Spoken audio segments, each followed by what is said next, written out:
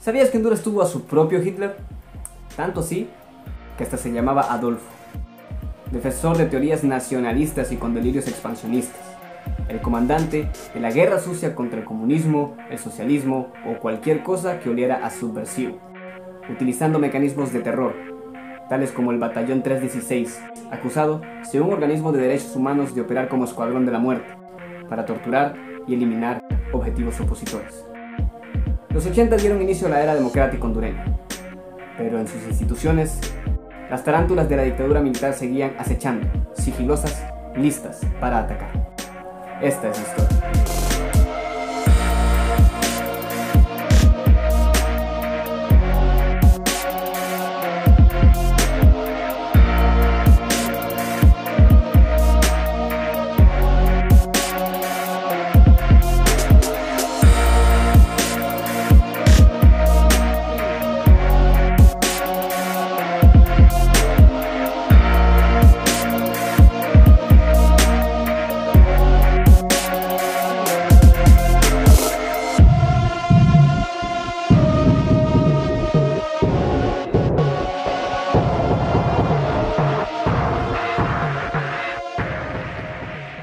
Gustavo Adolfo Álvarez Martínez, un personaje que ha pasado desapercibido en la historia de Honduras a pesar de ser uno de los actores principales durante la década de los 80, de la cual hemos oído hablar cosas escalofriantes como el reclutamiento militar, los asesinatos políticos, la guerra sucia, las desapariciones y el plan de contingencia de Estados Unidos promovido para la región centroamericana. Cuando pensamos en guerras civiles o guerrillas, lo primero que se nos viene a la mente es El Salvador o Nicaragua, pero Honduras también tuvo, por decirlo así, sus destellos de revolución en magnitudes considerables que fueron desde el secuestro de aviones hasta la toma de rehenes.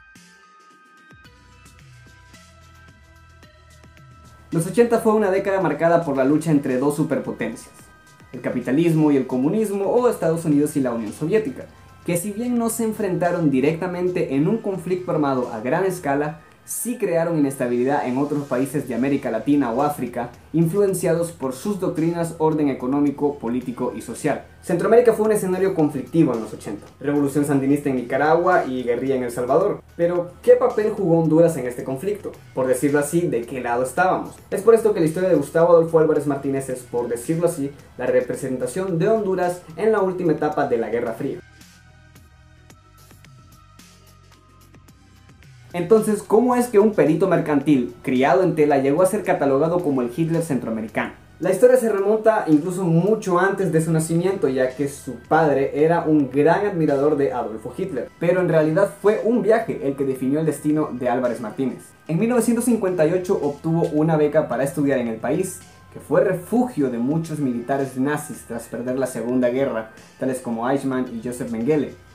Fue en Argentina donde Gustavo Adolfo realizó sus estudios del arte de la guerra, en la Academia Militar. Algunas décadas después, en 1976, las páginas más negras de la historia argentina se comenzaron a escribir con el golpe de estado del general Videla, dando inicio a una dictadura sangrienta y despiadada. Tras su regreso a Honduras, Álvarez Martínez ingresa en el ejército hondureño en 1962 y comenzó a llamar la atención de sus superiores debido a su personalidad tenaz, dictadora y obsesiva disciplina.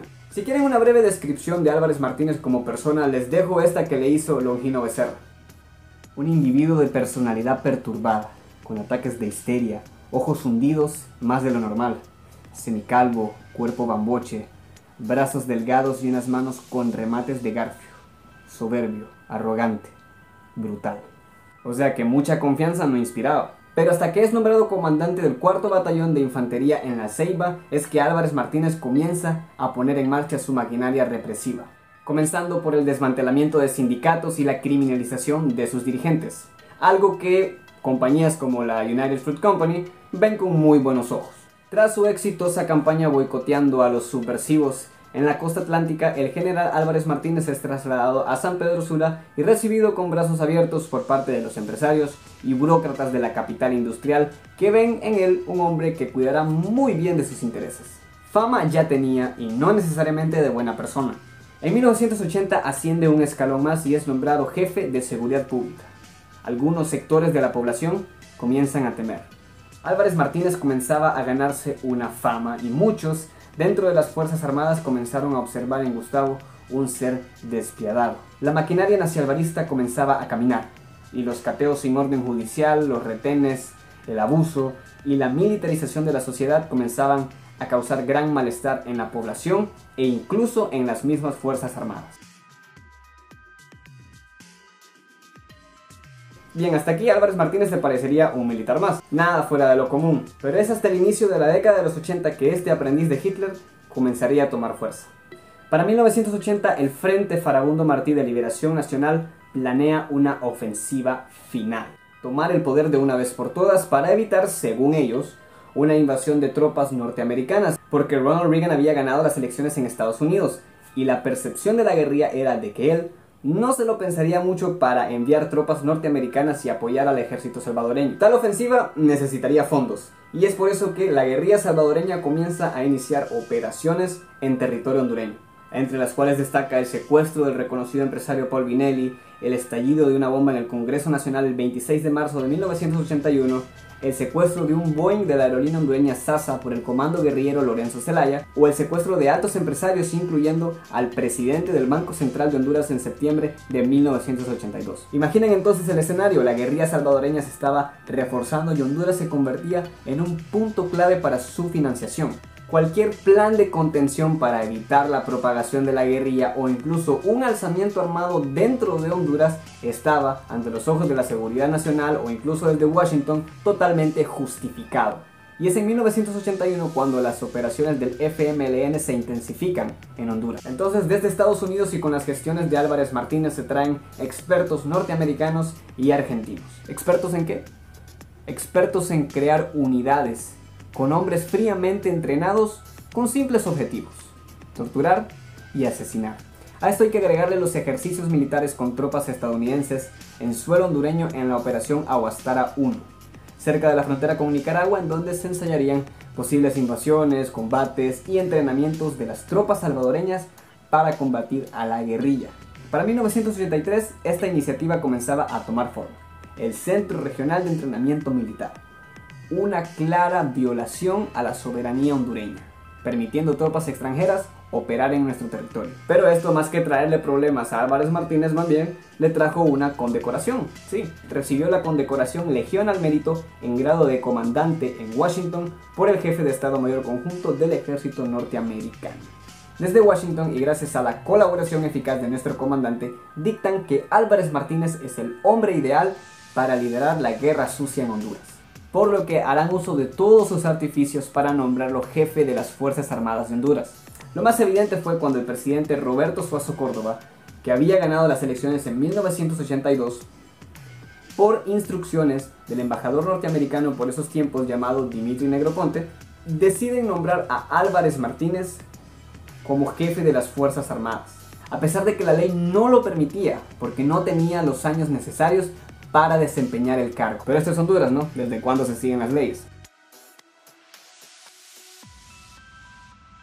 Martínez y Washington necesitarán de una estructura no solo militar, sino que también política, para ayudar a mantener el control y sobre todo financiar las cruzadas antiizquierdas en la región. Por ello se creó la famosa Asociación para el Progreso de Honduras, o APRO, que según el libro Cuando las tarántulas atacan de Longino Becerra, quedó constituida de la siguiente forma: presidente Gustavo Adolfo Álvarez Martínez, vicepresidente Miguel Facusé, secretario Osvaldo Ramos Soto, tesorero Bernard Casanova, finanzas y membresía Rafael Ferrari, desarrollo económico Paul Vinelli, asuntos laborales y campesinos Leonardo Callejas, entre algunos de los nombres más destacados. La tarántula nacionalista estaba completa, blindada gracias al poder supremo militar como jefe de las Fuerzas Armadas, alimentada por los grupos de poder y claro, adiestrada desde Washington.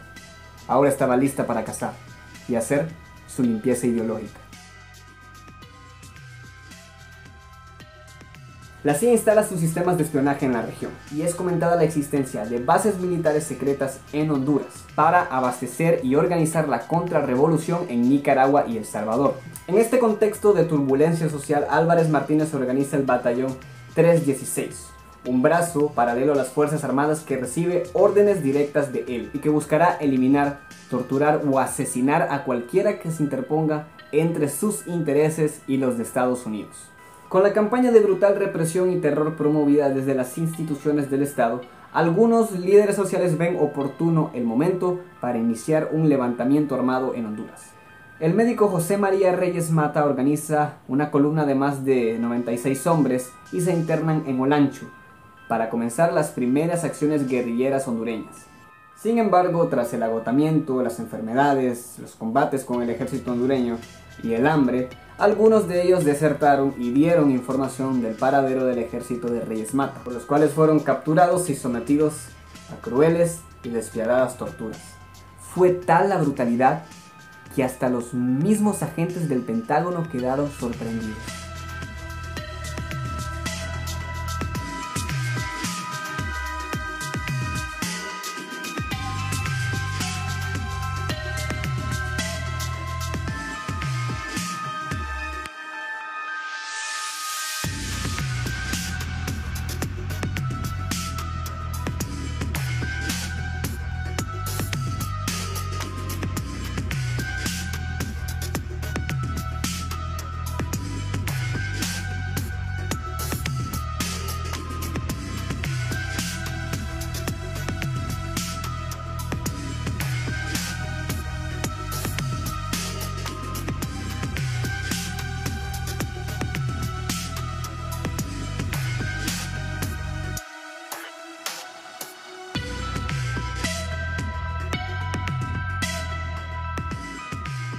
Los asesores de Washington ven con preocupación la mente perturbada y los delirios de grandeza de Álvarez Martínez. En esa operación del exterminio de la guerrilla, ahora contemplan el monstruo que habían creado. Y claro, analizan la forma de sacarlo y deshacerse de él antes de que se convierta en un verdadero problema. Porque una cosa es seguir órdenes que te dictan desde un país extranjero, y otra muy diferente es creerte el próximo liberador de Centroamérica del comunismo y el socialismo.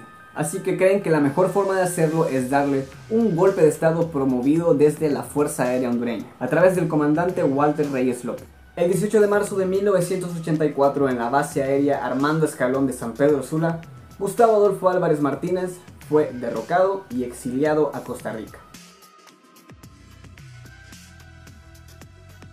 En sus últimos días, Álvarez Martínez se dedicó a predicar el Evangelio, dando su testimonio de arrepentimiento. Tal vez había justicia divina por hacerse, pero la justicia de los hombres estaba por darse, ya que habían hombres interesados en vengarse, sobre todo la izquierda hondureña. Mientras viajaba en un automóvil, fue interceptado por un grupo de hombres fuertemente armados, y 18 proyectiles impactaron en su cuerpo, un 26 de enero de 1989. Aunque el grupo guerrillero chinchonero se atribuyó el atentado, aún quedan dudas sobre si fueron ellos realmente quienes lo perpetraron. Y la interrogante sobre quién asesinó a Gustavo Adolfo Álvarez Martínez continúa siendo hasta el día de hoy un misterio.